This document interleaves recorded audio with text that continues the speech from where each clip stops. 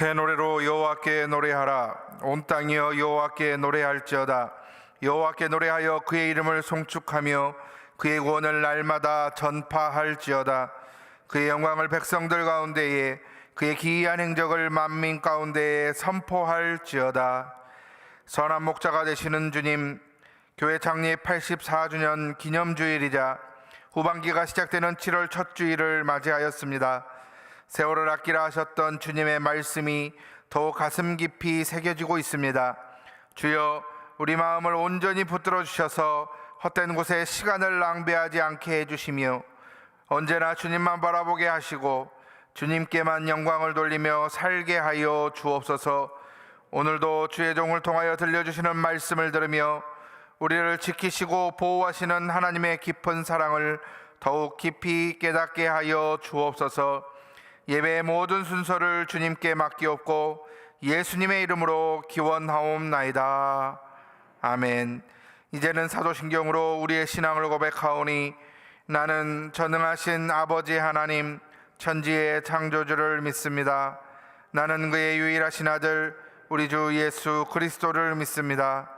그는 성령으로 잉태되어 동정녀 마리아에게서 나시고 본디오 빌라도에게 고난을 받아 십자가에 못 박혀 죽으시고 장사된 지 사흘 만에 죽은 자 가운데서 다시 살아나셨으며 하늘에 오르시어 전능하신 아버지 하나님 우편에 앉아 계시다가 거기로부터 살아있는 자와 죽은 자를 심판하러 오십니다. 나는 성령을 믿으며 거룩한 공교회와 성도의 교제와 죄를 용서받는 것과 몸의 부활과 영생을 믿습니다. 아멘.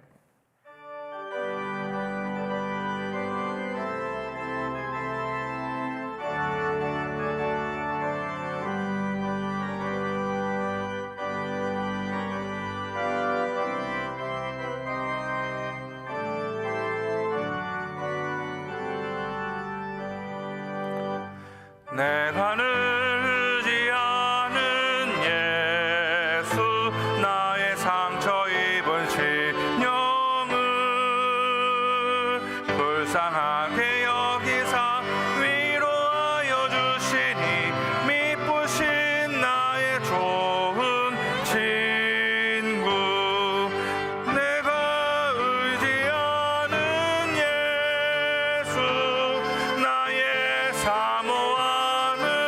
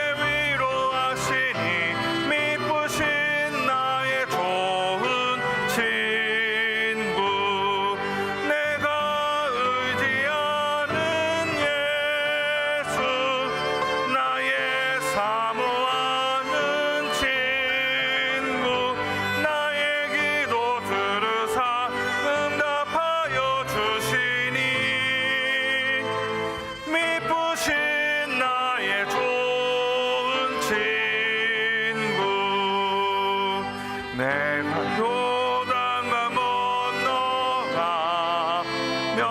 마음이 두려워서 떨 때도 주가 인도하시니 어찌 두려워하랴. 믿으신 나의 좋은 친구, 내가 의지하는 예수, 나의 사모하는 친구, 나의 기도 들으사 응답하여 주시니 믿으신 나의 좋은 친구. 이웃처럼 올라가서 모든 성도들과 다 함께 우리들을 구하신 주를 찬양하리라. 믿으신 나의 좋은 친구, 내가 의지하는 예수, 나의 사모하는 친구, 나의 기도 들으사 응답하여 주시니 믿으신 나의 좋은 친구.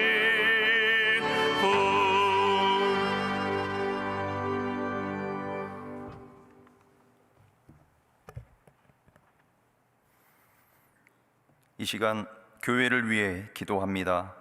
순천제일교회를 축복하시고 함께 하시는 하나님, 오늘의 순천제일교회는 84년의 역사를 가진 성숙한 교회, 성숙한 신앙인이 되었습니다.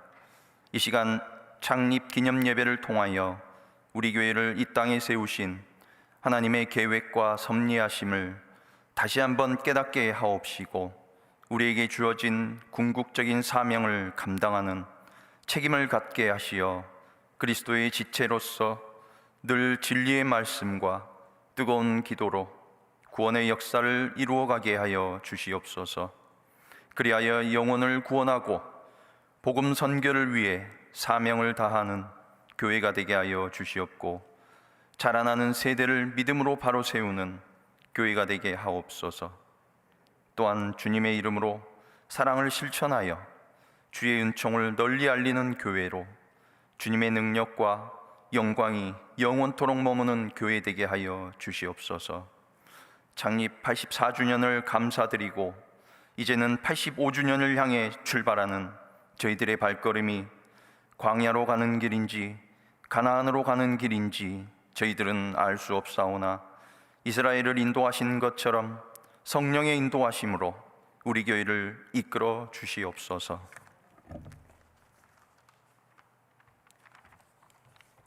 하나님 감사합니다. 이곳에 순천제일교회를 세워주셔서 어려서부터 하나님을 사랑하며 말씀 안에서 믿음의 친구를 사귀게 하시니 감사합니다.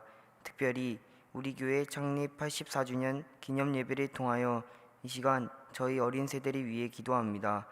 지금 우리 세대의 모습은 이기적이고 욕심으로 가득 차 있으며 우리가 바라보는 세상은 코로나 바이러스보다 더욱 악한 우상들이 우리를 유혹하고 있습니다. 하나님, 흔들리는 우리 어린 세대를 용서하여 주시고 주님 안에서 주님을 향한 꿈을 꾸며 날마다 감사로 영광을 돌릴 수 있도록 인도하여 주세요. 그리하여 하나님의 강한 군사로 거듭나 다니엘처럼 어느 곳 어느 상황에 처하든지 하나님만 섬기며 어떠한 유혹에서도 주님을 바라보게 하시고 믿음으로 주님의 음성을 들었던 사무엘처럼 언제나 주님의 인도하심을 따르는 저희 세대가 되게 도와주세요.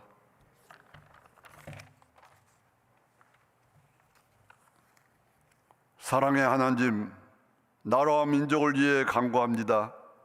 우리나라가 과거의 폐허와 가난 속에서도 하나님의 놀라우신 은혜로 복을 주시어 세계의 눈길을 모을 수 있는 위대한 경제 성장으로 또 주님의 복음을 받아들여서 잘 살게 하여 주시네 감사합니다. 이제 코로나 질병의 여파로 경제나 정치, 사회 모든 분야에 생활이 긴장과 불안으로 위협받고 있습니다. 저희들이 하나님의 말씀대로 살지 못하고 사치와 낭비와 쾌락주의로 사회악으로 얼룩진 우리들을 회개하오니 용서하여 주시옵소서. 이 코로나 질병은 전능하신 하나님 아버지만이 멈추게 할 수 있습니다. 우리나라를 불쌍히 여겨 주시옵소서. 이제 우리가 하나님을 경외하며 그 나라와 그 의를 구하는 정신으로 이 재난에서 속히 벗어나서 서로 겸손과 사랑으로 안정과 평화의 삶을 살아가게 하여 주시옵소서. 캄보디아에서 선교하는 최수철 부부 선교사와 6교회를 섬기는 사역자들에게 성령 충만함으로 전도에 힘써 교회들이 차고 넘치게 하며 성장하여서 캄보디아가 기독교 국가로 확산되게 하여 주시옵소서. 우리나라의 남북 분단의 사슬도 풀려서 북한에도 주님의 복음이 전파되어 구원받을 수 있는 날이 속히 오기를 간절히 기도합나이다. 오늘 84주년 기념 예배로 드리는 이 시간, 세워주신 종을 통하여 주시는 말씀이 성령의 역사심으로 복되고 은혜 충만하게 하여 주시옵고 우리의 찬양과 예배를 기쁘게 받아 주시옵소서. 이 모든 말씀은 예수님 이름으로 기도하옵나이다. 아멘.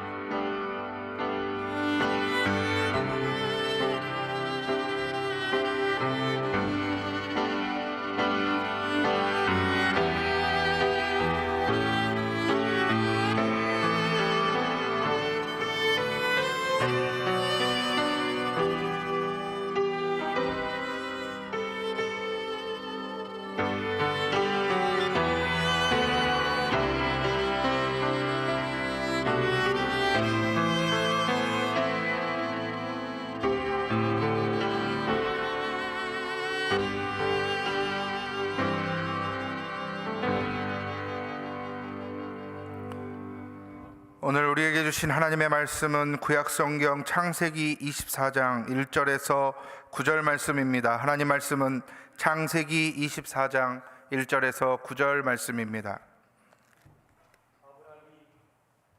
아브라함이 나이가 많아 늙었고 여호와께서 그에게 범사의 복을 주셨더라.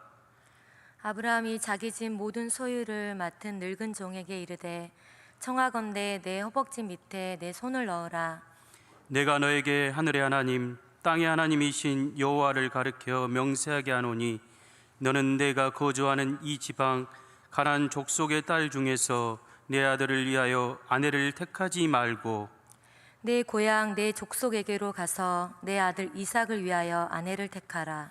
종이 이르되 여자가 나를 따라 이 땅으로 오려고 하지 아니하거든 내가 주인의 아들을 주인이 나오신 땅으로 인도하여 돌아가리이까. 아브라함이 그에게 이르되 내 아들을 그리로 데리고 돌아가지 아니하도록 하라.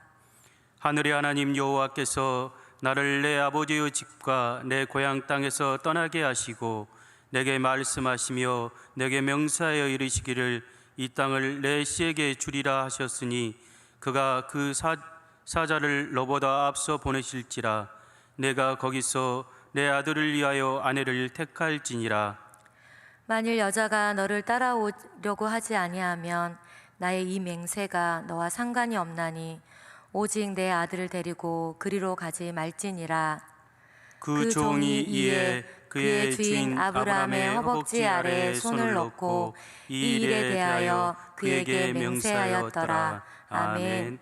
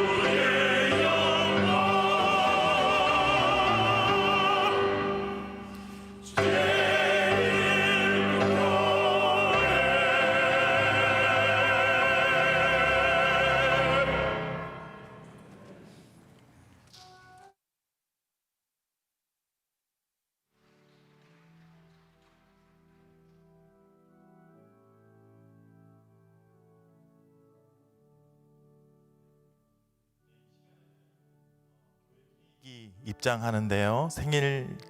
창립 기념주의를 맞이하여서 생일 케이크 입장할 때 우리 서로를 보시면서 함께 축복의 찬양하겠습니다. 하나님 앞에 아름답게 서 있는 당신을 축복합니다.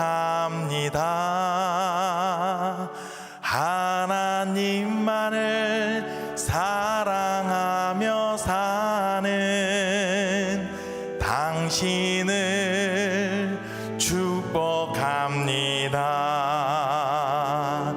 어느 때나 하나님을 감동시키는 당신을 축복합니다. 복의 통로, 은혜의 통로가 되는 당신을 축복합니다.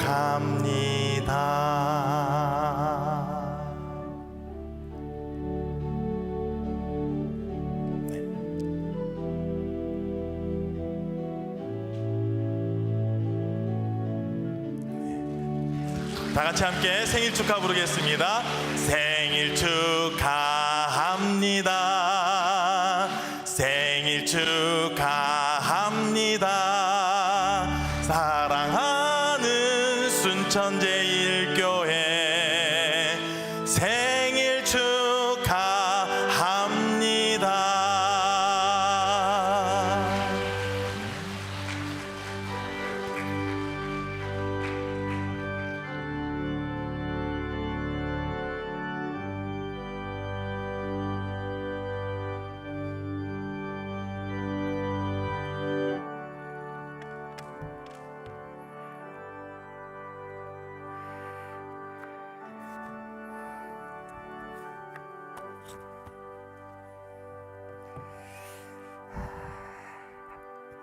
할렐루야. 참 복되고 기쁜 날입니다. 우리 교회의 84주년을 맞는 생일입니다. 부름받은 하나님의 사람들이 이 교회를 이곳에 세우고 하나님께서 우리와 늘 함께 하시면서 여기까지 오게 됐습니다. 그래서 오늘이 감격스러운 날이고, 그러므로 이 날을 통해서 오늘 우리의 마음의 다짐과 결단을 통해 내일로 향해서 나아감으로 하나님께서 기뻐하시는 그런 모습들이 오늘 우리 삶 가운데 충만할 수 있기를 간절히 바랍니다. 코로나19로 해서 모든 것이 다 움츠러드는 그런 때에 있지만은 그래도 이것을 극복하자는 의미에서 오늘 교회 창립 84주년 기념 선물로 마스크를 준비해서 드렸습니다. 저도 그 마스크를 써보니까 평상시 쓰던 마스크하고 달리 그 소위 덴탈 마스크라고 그러죠. 여름에 아무래도 조금 여유가 있는 그런 마스크라서 아마 크게 도움이 될 줄 압니다. 오늘 우리 삶을 통해서 무엇보다도 이 시기를 절제하면서, 그래서 하나님께서 이런 기회를 통해서 우리에게 뭘 요구를 하시는지 눈여겨보면서 내일로 나아가 하나님께 쓰임받을 수 있는 그런 일꾼들로 세워져가는 기쁨이 함께할 수 있기를 바랍니다. 7월 한 달은 교회학교 예배 회복의 날로 지킵니다. 그리고 지금 아이들 각각의 주어진 장소에서 어린 주일로 지키면서 그들 나름대로 예배드리고 또 하나님을 찬양하고 또 아름답게 주 안에서 자라가는 그런 모습들이 우리 가운데 있습니다. 그러므로 우리 아이들 만날 때마다 머리도 한 번씩 쓰다듬어 주시고 또 격려하고 무엇보다도 기도로 그들의 장래를 하나님 앞에 올려드리는 귀한 역사가 함께할 수 있기를 간절히 바랍니다. 2020년 장로 선거가 지난주에 있었습니다. 이번에 양철호, 신성호, 이강호, 윤경련, 김덕선 집사 이상 5분이 피선되셨습니다. 이분들이 이제 당회의 주도하에 4개월 훈련을 받고 노회의 허락을 거쳐서 아마 12월 첫째 주 정도에 임직할 수 있지 않을까 싶습니다. 여러분들이 기도하셔야 됩니다. 한 사람이 하나님의 사람으로 세워지는 것은 굉장히 중요한 일이기 때문에 그렇습니다. 그러므로 하나님께서 이들의 삶을 인도하시고 그래서 장로로 임직하고 주님의 몸된 교회인 순천제일교회를 아름답게 섬겨갈 수 있도록 우리 함께 기도하고 격려하고 위로하고 세워주면서 하늘의 기쁨을 누려가는 그런 시간이 될 수 있기를 바랍니다. 교우동정 지난 시간에 우리 5-19구역 고 김정희 집사님, 김민석 집사님 부친 되시는데 별세하셔서 어제 장례식이 있었습니다. 김민석 집사님 아까 오셨던데 어디 계십니까? 저 뒤에 지금 참석하고 계십니다. 위로와 함께 하늘 평강을 누려가고 하늘의 소망 간직하는 가운데 내일로 담대히 나아가십시오. 이런 마음 담아서 힘차게 한번 박수하면서 격려하겠습니다. 그리고 2-1구역 허유인 집사님이 시의회 의장으로 2-19구역 박계수 집사님이 시의회 부의장으로 이번에 선출이 됐습니다. 이거 참 무거운 짐을 안고 가는 겁니다. 우리 교회에 소속된 집사님들이 이제 순천시청 자체를 이끌어가는 귀한 은혜를 누려갈 수 있도록 우리 함께 기도해야 됩니다. 그래서 이들을 통해서 바로 우리 교회가 그리고 하나님의 영광이 이 땅 가운데 온전히 드러날 수 있도록 자신에게 주어진 일을 아름답게 감당해가는 그런 은혜가 함께 있어야 될 줄 압니다. 두 분 계시나요?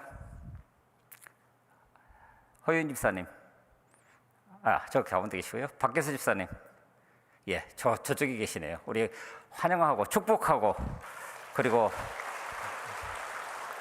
주어진 일 주님의 이름으로 아름답게 감당해달라고 우리 축하하겠습니다. 하나님의 말씀 같이 나눕니다. 교회 창립 84주년 이때가 될 때마다 사도 바울의 고백을 기억하게 됩니다. 그러나 내가 나 된 것은 하나님의 은혜로 된 것이니.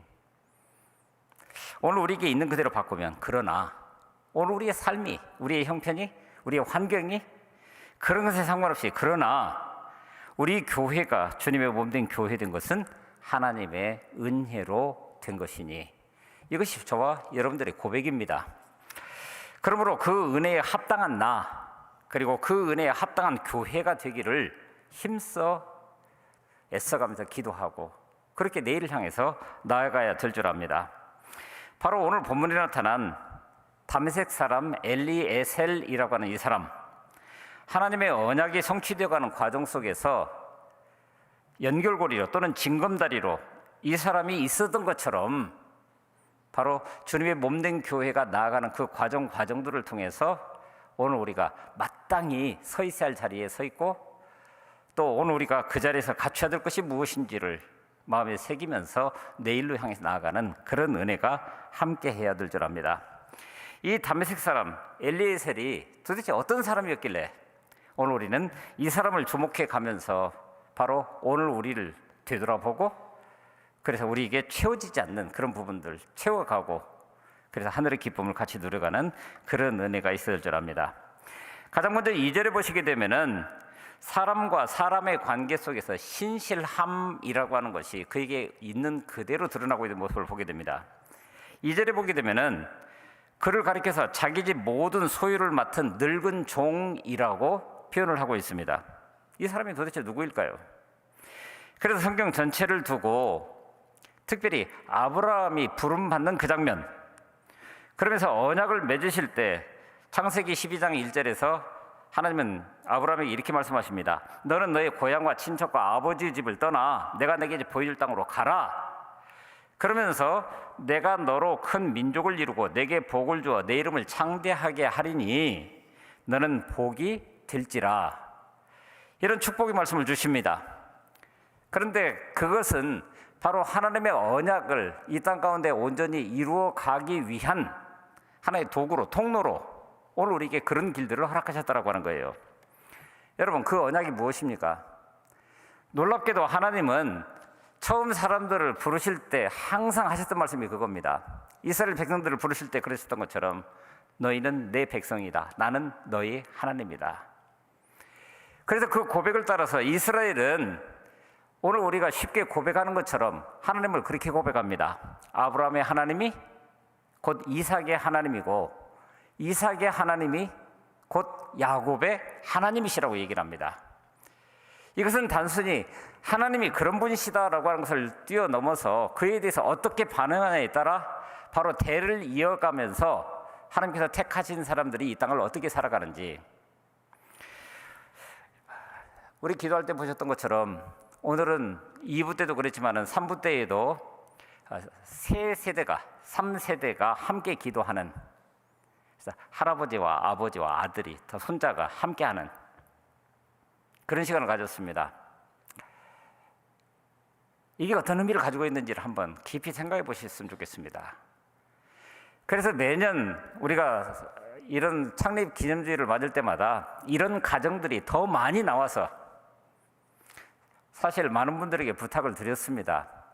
그런데 흔쾌히 감당하겠습니다. 그래서 오늘 두 가정이 2부 때는 할머니와 딸과 손녀가, 그리고 3부 때는 할아버지와 아들과 손자가 더불어서 함께 기도하면서 한 가정이 이렇게 흘러가고 있습니다라고 하는 것을 있는 그대로 하나님 앞에 올려드리는 그런 시간을 가졌습니다. 하나님께서 원하시는 게 이거 같아요. 그런데 아브라함을 그렇게 부르실 때에 그 언약 그대로 아들을 주시겠다라고 하는 그 약속 그 자체가 아브라함의 나이 75세 때였습니다. 그런데 많은 세월이 흘렀음에도 불구하고 여전히 아들이 없습니다. 그런데 창세기 15장에 가보게 되면은 하나님께서 그 언약을 재확인하시면서 아브라함에게 다시 처음 주셨던 그 복을 선포하십니다. 그러자 아브라함이 놀랍게도 이런 고백을 합니다. 주 여호와여, 무엇을 내게 주시려고 하십니까? 지금 주신 것도 이만큼입니다. 그런데 나는 자식이 없사오니 지금 내게 주어진 것이 무슨 의미가 있단 말입니까? 그러니 나의 상속자는 이 다메섹 사람 엘리에셀이니이다 라고 고백하고 있는 모습을 보게 됩니다. 자신이 나이가 너무나 많아서 더 이상 아들을 기다릴 수 없어 비록 자신이 종으로 부리고 있기는 하지만 지금 아들이나 다를 것 없는 이 다메섹 출신 엘리에셀을 유일한 상속자로 여기고 있었다. 그런 얘기죠. 창세기 15장 3절에 보게 되면은 아브라함은 엘리에셀을 내 집에서 길리운 자라 그렇게 표현을 합니다. 그러니 아주 어렸을 때부터 만약에 그가 하란에서부터 함께 나온 종이었다고 한다면 이삭이 결혼할 때까지 엘리에셀은 아브라함 집안에서 무려 60년 이상을 그야말로 신실한 종으로 함께했던 사람이었다고 하는 것을 금방 알 수 있습니다. 그러니 그 과정 속에서 어떤 일들이 있었겠습니까? 바로 주인인 아브라함이 섬기는 하나님을 그도 두려워하는 자가 되었을 것이고, 그리고 주인이었던 아브라함이 그랬던 것처럼 매사에 기도함으로 하나님 앞에 섰었던 그런 사람이었다라고 하는 것을 그 스스로도 고백하면서 그 자리에 서 있었을 것입니다. 그러니 결국 오늘 본문 아브라함이 며느리감을 선택하는 일에 전권을 위임했다라고 하는 그 자체는 이 다메섹 사람 엘리에셀이 평소에 어떻게 아브라함을 섬겼는지를 있는 그대로 방증해 주고 있습니다. 그런데 오늘 본문에 보게 되면은 좀 특별한 한 의식이 등장하고 있는 걸 보게 됩니다. 2절을 보실까요? 아브라함이 자기 집 모든 소유를 맡은 늙은 종에게 이르되 청하건대 내 허벅지 밑에 내 손을 넣으라 라고 얘기를 합니다. 그러자 그 사이에 어떤 일들이 있었고, 그리고 9절에 가서 내가 그대로 하겠습니다. 그래서 그 종이 이에 그의 주인 아브라함의 허벅지 아래에 손을 넣고 이 일에 대하여 그에게 맹세하였더라 이렇게 기록합니다. 여기서 허벅지 아래는 그 이전에 우리가 가지고 있었던 개역 성경에는 환도뼈라고 번역해 놓고 있습니다.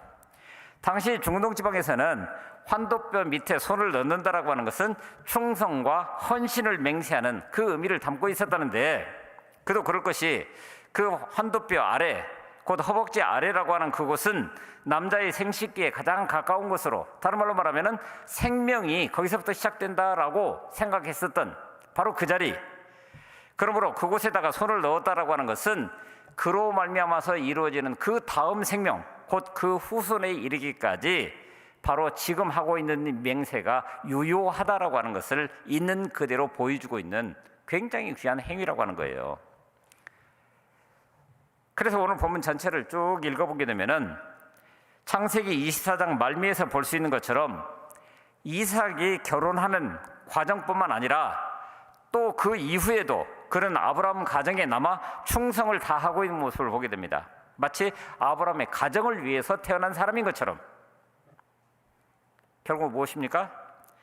하나님의 언약은 택하신 사람들 사이에서 이루어지는 것이기에 그야말로 그 언약이 성취되는 과정의 연결고리로 세워져 있는 이 엘리에셀의 이런 신실함이 바로 그 언약의 성취에 있어서 대단히 중요한 역할을 했다라고 하는 거예요.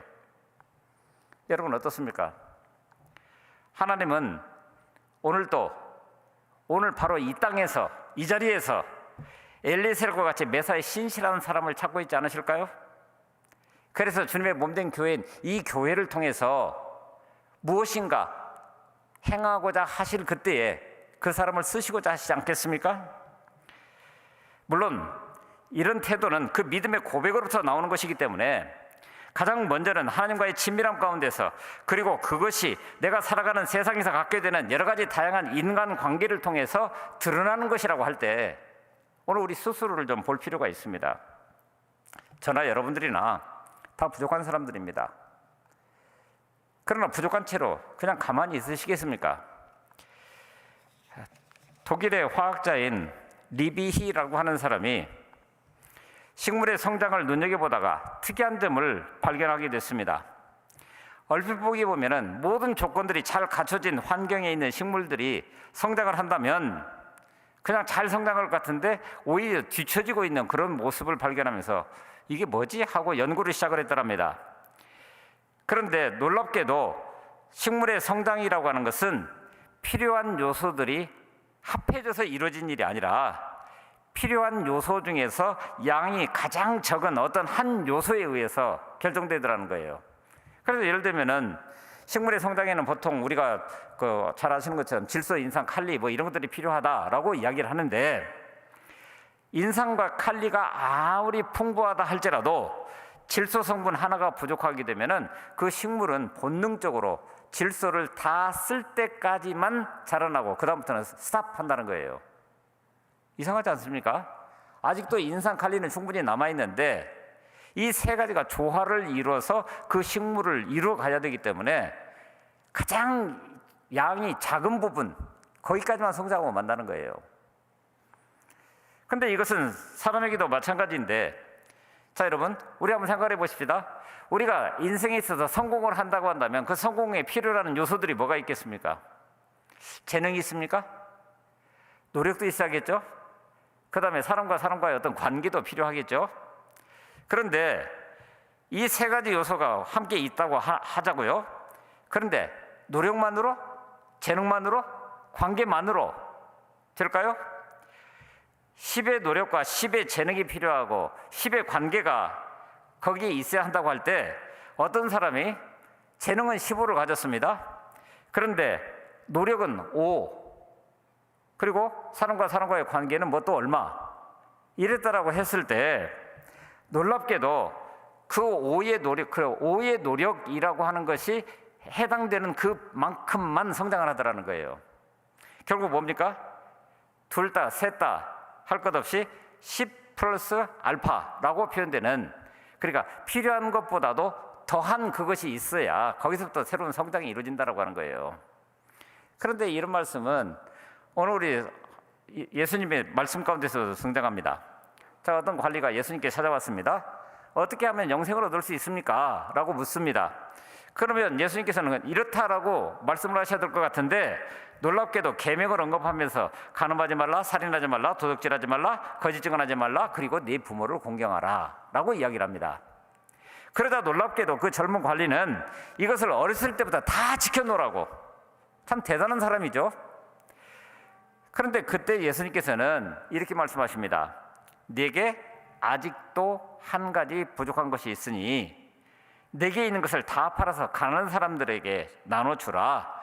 그리하면 하늘에서 내게 보화가 있으리라. 그리고 와서 나를 따르라. 이렇게 말씀하십니다. 그러니까 유대인들처럼 613가지 율법을 다 지켜가고, 그들은 성경에서 추출해 보니까 율법 조항이 613가지나 되더라는 거예요. 그리고 오늘 우리 같으면은 소위 기본 6법이라고 표현을 하죠. 헌법, 민법, 민사소송법, 형법, 형사소송법, 그리고 또 어떤 법이 있습니까? 하여튼 법이 기본으로 6법을 얘기를 하는데, 이런 것들을 알든 모르든 우리가 다 지켰다 할지라도 그만 슈퍼마켓 같은 데 가가지고 갑자기 욕심이 생겨가지고 나도 모르는 사이에 내 주머니에다 뭔가를 집어넣었어요. 안 걸렸으면 문제가 없는데 걸리게 되면 어떻게 됩니까? 이거 심각한 문제가 생기죠. 그래서 이것이 바로 오늘 우리 인생 가운데도 적용되는 최소량의 법칙이라고 하는 거예요. 그렇다고 한다면 오늘 우리 스스로 한번 물어볼 수 있어야 됩니다. 지금 내게 부족한 그 한 가지는 도대체 뭐냐? 신앙도, 또 우리가 가지고 있는 어떤 인격도, 그 외에 또 그 어떤 것이든 그 부족한 거 그거 하나 때문에 혹시 내가 지금 이만큼 성장했다라고 생각하는데 다른 사람들이 보기에는 그만큼이 되지도 못할 뿐만 아니라 그에 나타난 열매로 보건대, 이런 경우들 우리 가운데 얼마든지 있을 수 있다라고 하는 거예요. 그런 의미에서 오늘 우리는 그 한 가지 부족한 것이 무엇인지 철저하게 스스로를 깨우쳐 보고, 그래서 그 한 가지를 바로 채워감으로 오늘 젊은 관원과 같으면은 내게 가진 것을 나눌 수 있으면 되는 거예요. 왜냐하면 그것보다 더 큰 것, 영생을 얻기 위해서는 내가 무엇을 해야 하느냐라고 하는 영생에 대한 갈급함이 있었음에도 불구하고 바로 그것을 채울 수 있는 부분에서 무너졌다라고 하는 거예요. 그러니까 그 자리에 도달하지 못하는 것 아닙니까? 이렇게 놓고 보면은 부족한 것이 무엇인지 철저하게 깨닫고 그것을 채워가려고 하는 노력, 저는 이렇게 표현하고 싶습니다. 그건 영적으로 철든 거다. 자기 자신을 아는 거예요. 그런 의미에서 오늘 우리는 우리 스스로를 좀 함께 볼 수 있어야 됩니다. 오늘 창세기 24장에 나타난 늙은 종 엘리에셀의 경우처럼 60년이 넘는 그 긴 세월 동안 아브라함과 맺었던 그 관계,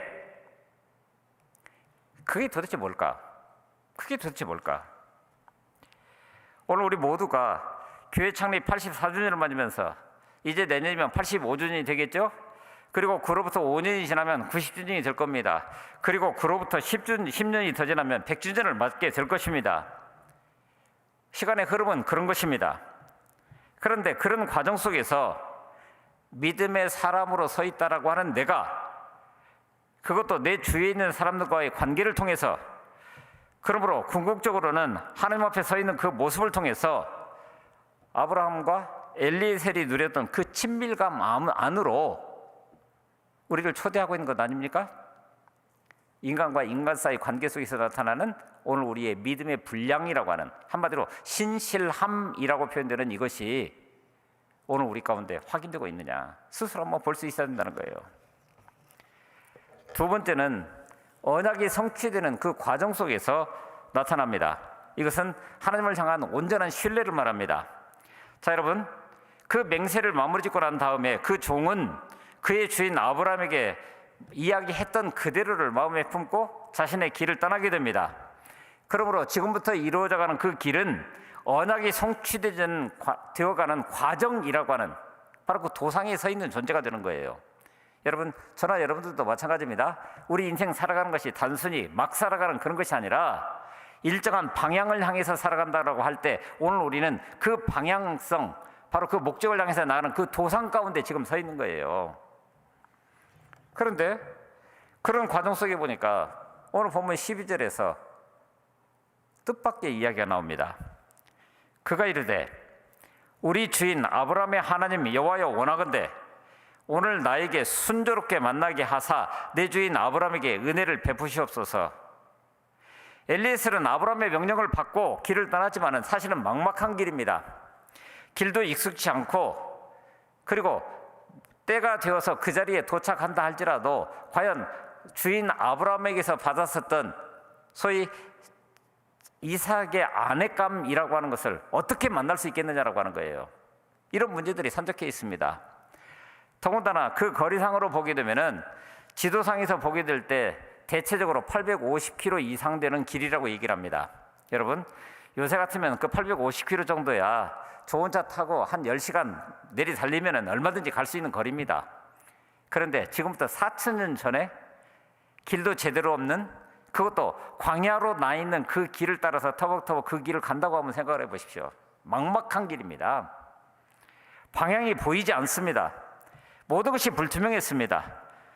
그런데 바로 그런 순간에서 그가 선택했었던 그 방법이 바로 기도로 곧 하나님 앞에 세워져서 그 응답을 통해 일을 풀어가겠다라고 하는 거예요. 물론 이런 엘리에셀을 성경 전체를 통해서 보게 되면은 하나님께서 뜻한 바 계셔서 그 기도에 응답하심으로 모든 것이 잘 풀리게 되는 그런 역사를 이루어 갑니다. 오늘 본문 자체가 그렇고요. 그리고 마침내 결정적인 순간을 봤습니다.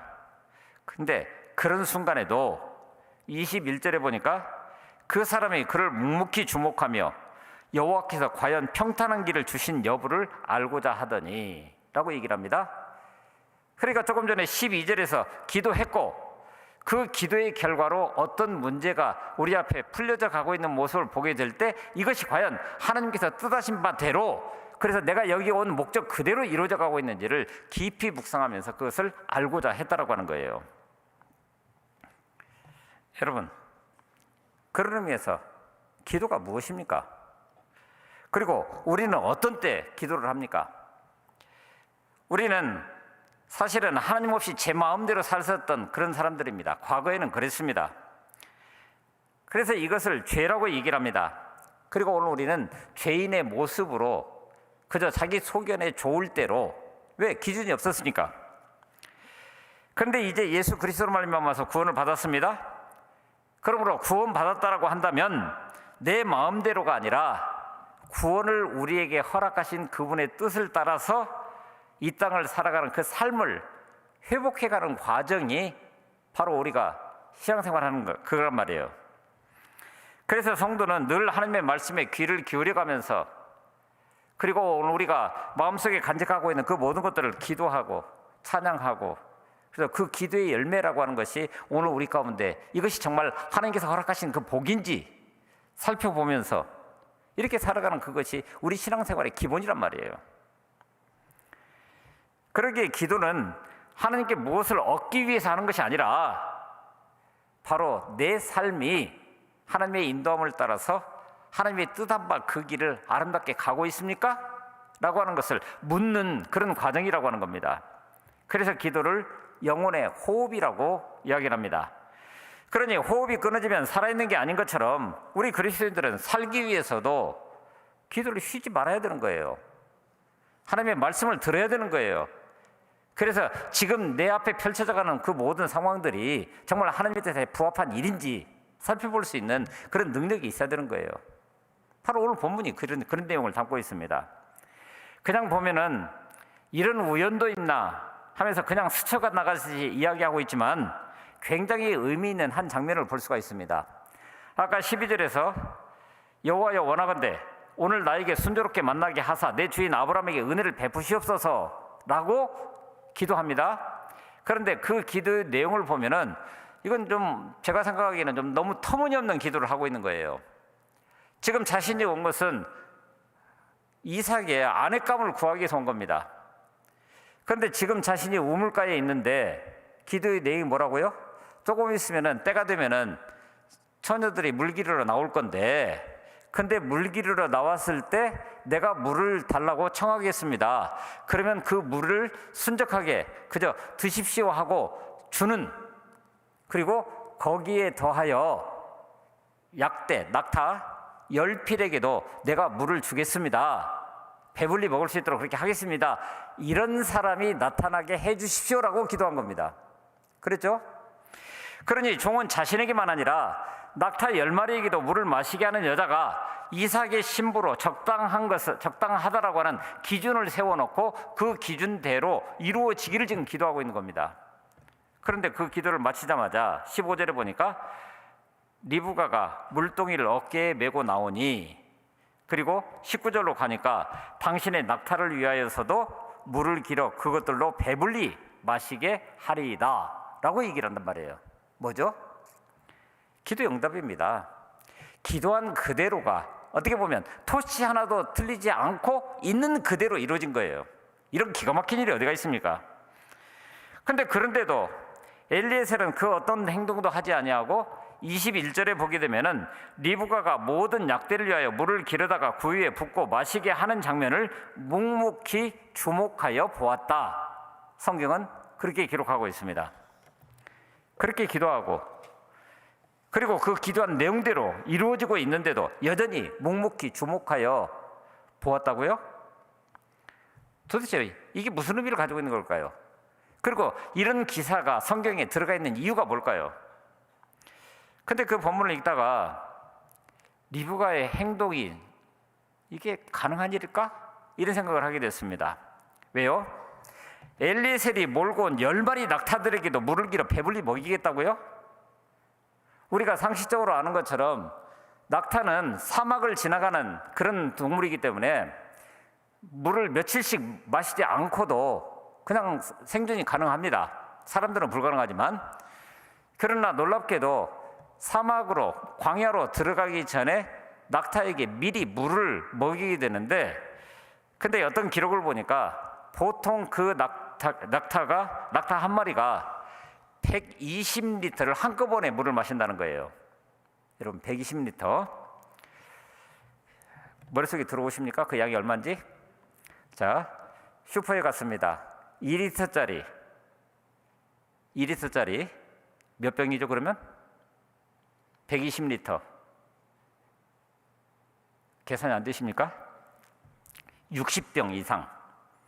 그러면 대체적으로 6병을 한 팩으로 만들어서 파니까 10팩. 그 10팩을 차에다 싣기 위해서 카트에 올렸다라고 한다면 10팩이 다 실어지겠습니까? 자, 머릿속에 그려지십니까? 그런데 낙타가 몇 필이라고요? 10필. 그러면 당연히 2리터 병으로 600평, 총 100팩. 그 어마어마한 양. 그런데 그 물을 우물에서 길어야 됩니다. 중원동 지방의 우물은 굉장히 깊습니다. 왜냐하면 물의 근원을 찾기가 쉽지 않기 때문에.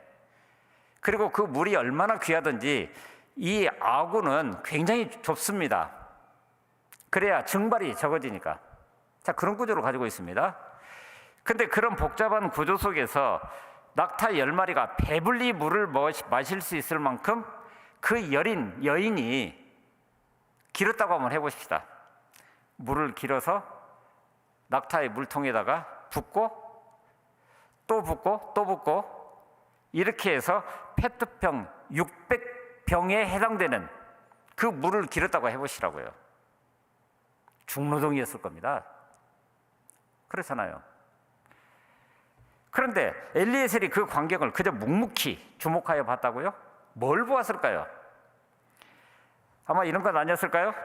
많은 가축과 종을 거느린 아브라함의 대가족을 거느리기에 합당한가? 라고 하는 것을 보았을 거라는 거예요. 그의 여주인 사라가 그랬던 것처럼 이제 이삭의 아내도 그 뒤를 이어서 이 가문을 이끌어가는, 오늘 우리식으로 말하면은 그 조선시대 내명부의 일이라고 그러죠. 여자들의 일을 가리켜서. 그럼 그 일들을 감당할 수 있을 만큼 한 가문을 거느려가야 하는데 그저 지나가는 객일지라도 친절하게 맞아들이고 그에게 충분히 환대할 수 있는 그런 넓은 마음, 그 외에도 어떤 요소, 어떤 성품을 지니고 있는 것인지 별것 아닌 것 같은 물깃기를 통해서 이 모든 것을 보았지 않았을까요? 외모만 보면 오늘 우리는 그저 평범하게 결정할 수도 있습니다. 그래서 오늘 우리는 바로 우리의 눈에 보여지는 그 모든 것들을 통해서 그야말로 사도 바울이 얘기했던 것처럼 그리고 맡은 자들에게 구할 것은 충성이니라 라고 했던 것처럼 바로 그 측면을 볼 수 있어야 된다는 거예요. 어떻게 하는 것이 충성입니까? 사람이 보거나 안 보거나 한결같은 진실함, 이게 충성입니다. 그런데 이 충성되다, 에메트라고 하는 이 단어는 그런 뜻도 있지만 처음과 끝이 꼭 같다, 그런 뜻도 있습니다. 누구는 시작은 잘하는데 끝을 내지 못하고 흐지부지 되는 그런 경우들도 참 많습니다. 충성이라고 얘기할 수 있을까요? 그리고 늘 말씀드린 얘기지만 99%의 충성은 충성이 아니라고 할 때, 그렇죠? 1%를 남겨두고 있단 말이에요.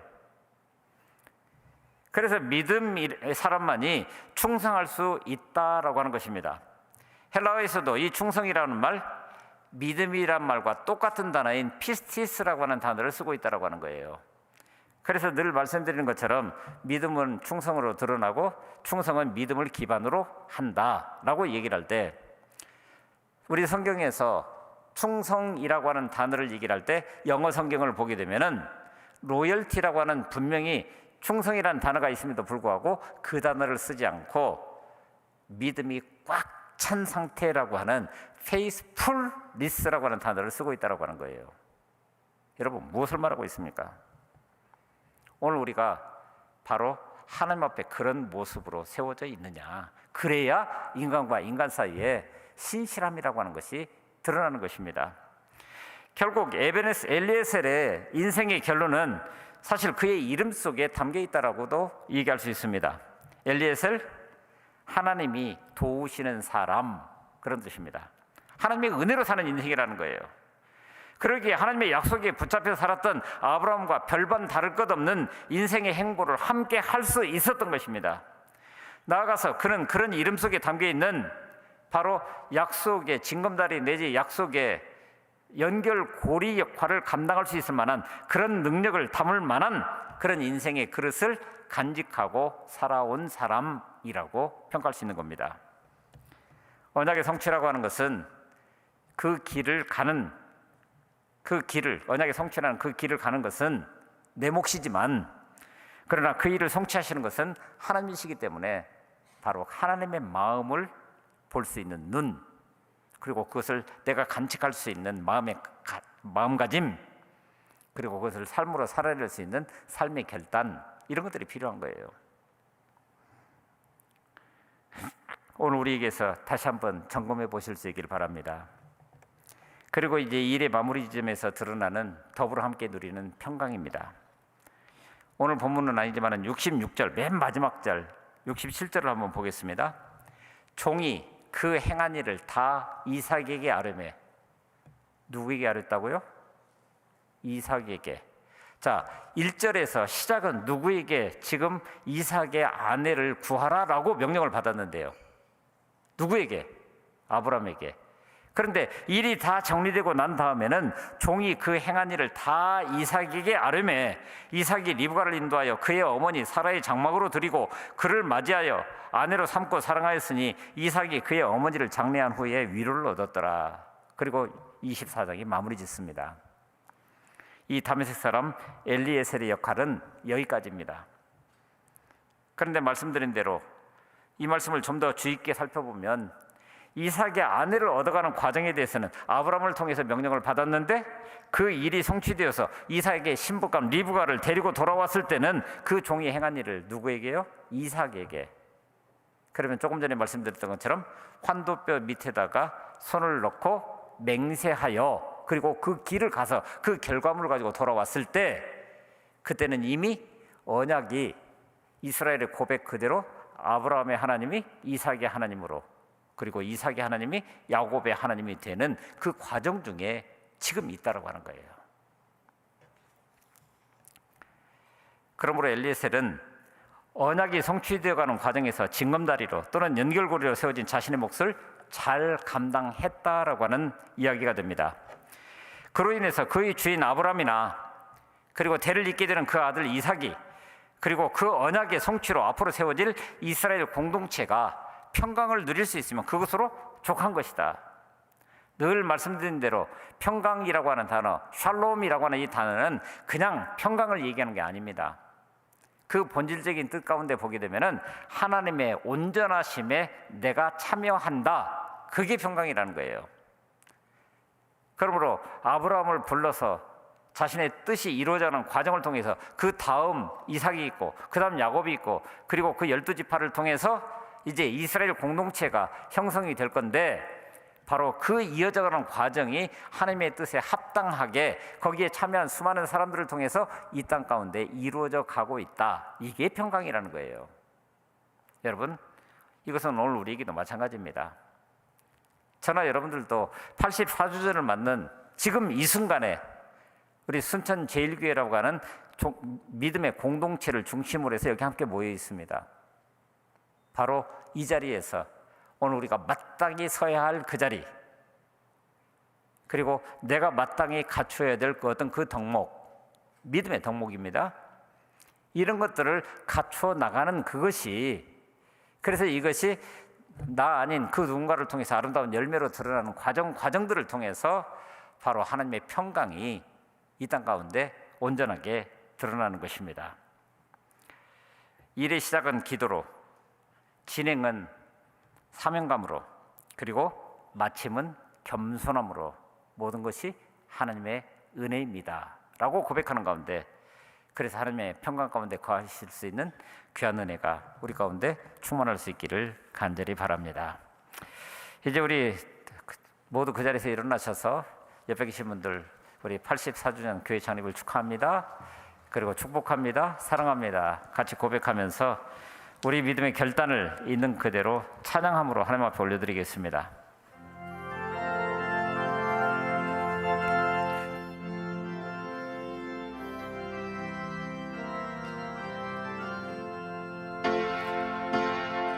이 세상을 살아가는 동안에 나의 힘을 의지할 수 없으니 기도하고 낙심하지 말 것은 주께서 참 소망이 되심이라. 주의 길을 걸어가는 동안에 세상의 것 의지할 수 없으니 감사하고 낙심하지 말 것은 주께서 참 기쁨이 되심이라.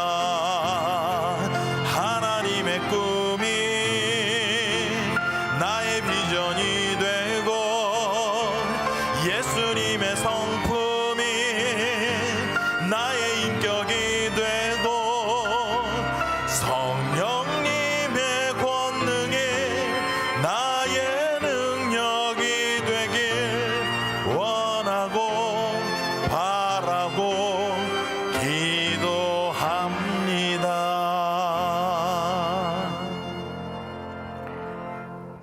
이 땅에 교회를 세우시고 그 교회와 당신의 택한 백성들을 통해 당신의 일을 아름답게 펼쳐가시는 아버지 하나님, 교회 창립 84주년을 맞으면서 베드로의 신앙 고백 위에 교회를 세우신 것처럼 저희 믿음의 고백 위에 이 교회가 세워진 줄로 믿습니다. 그러므로 우리 모두 흔들리지 않는 반석 같은 믿음의 소유자가 되어서 이 교회를 통해 영생의 감격을 맛보아 할 뿐만 아니라 잃어버린 한 영혼을 찾아서 더불어 함께 예배함으로 하나님께만 영광 돌려드릴 수 있는 은혜 더하여 주시옵소서. 사랑과 사람과의 관계 속에서는 신실함으로 언약이 성취되어가는 그 과정을 통해서는 온전한 신뢰를, 그리고 일이 마무리되는 지점에서는 이 모든 것이 하나님의 은혜입니다라고 고백하면서 더불어 누리는 하나님의 평강 가운데 거할 수 있는 우리 모두가 되게 하여 주시옵소서. 매일매일의 삶 가운데서 건강함으로 열심히 일하게 하셔서 그 결과로 저희들에게 허락하신 물질 중 일부를 따로 구별해서 우리의 모든 것을 담아 기쁨으로 드립니다. 성도로서 마땅한 본분인 줄 알아 여기 수입의 10분의 1을 드립니다. 감사의 조건이 넘침으로 여기 주님 앞에 감사의 예물도 드립니다. 땅끝까지 이르러 복음을 전하라고 하는 주님의 명령 앞에 아름답게 순종하여 선교 헌금을 드립니다. 이 땅 가운데 사랑을 나누기 위해서 내게 허락하신 그것들을 조금씩이라도 나눌 수 있는 그런 은혜 주신 것도 참 감사를 드립니다. 세상 속에서 바쁜 일들 제쳐두고 주님 앞에 귀중한 시간으로, 귀중한 섬김으로 우리 이것을 또한 주님께 드립니다. 하나하나 기억하시고 찾아서선 그 아름다운 손과 발과 섬김이, 그리고 그 봉사가 대를 이어서 복음이 전해지는 곳곳마다 소문나는 아름다운 이름들이 되게 하여 주시옵소서. 이렇게 여러 모양으로 드린 손길들 위해 하나님의 것으로 채워주시고 물질의 공고함이 틈타지 않도록 우리 삶을 지켜 인도하여 주시며, 이 물질이 쓰여지는 곳곳마다에서 하나님의 나라가 하나님의 뜻대로 이루어지게 하여 주시옵소서. 감사합니다. 우리 구주 예수 그리스도의 이름으로 간절히 기도하옵고, 이제는 우리 구주 예수 그리스도의 은혜와 아버지 하나님의 언제나 신실하신 그 사랑과 성령님의 인도하시며 교통하심이 교회 창립 84주년을 맞으면서 이제 내일로 향해서 나아가는 도중에 오늘 이 땅의 엘리에셀로 나 자신을 드리기 원하며, 그러므로 그로 인해 하나님께 영광 돌려드리고 그 하나님의 기쁨을 마음껏 누리기를 원하는 당신의 백성들 머리머리 위에, 그 가정과 일터와 자녀들 위에 피로 값주고 사신 주님의 몸된 교회, 우리 교회 순천제일교회 위에 이제부터 영원토록 함께 하옵시기를 간절히 축원하옵나이다. 아멘.